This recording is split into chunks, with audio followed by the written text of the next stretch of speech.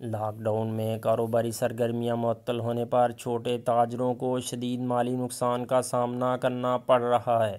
پیر محل گردونواں میں 1 ماہ سے لاک ڈاؤن جاری ہے، جس کے باعث بڑے تجارتی مراکز، مارکیٹیں، شاپنگ مال بند ہیں۔ لاک ڈاؤن میں کاروباری سرگرمیاں معطل ہونے پر چھوٹے تاجروں کو شدید مالی نقصان کا سامنا کرنا پڑ رہا ہے۔ تاجروں کا کہنا ہے کہ مارکیٹیں بند ہونے پر دکانوں کا کرایہ نکالنا انتہائی مشکل ہے۔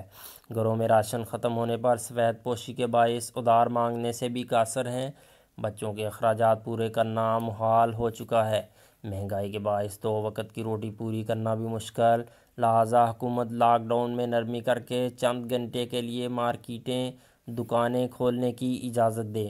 تاجر برادری نے حکومت سے مطالبہ کیا کہ دیگر شعبوں سے وابستہ تاجروں کو بھی دکانیں کھولنے کی اجازت دی جائے تاکہ تاجر برادری SOPs کے مطابق دکانیں کھول کر روزگار کما سکیں۔ بصورت دیگر بھوک و افلاس کے باعث پیدا ہونے والے بحران کو کرونا وائرس سے بھی خطرناک ثابت ہو سکتا ہے۔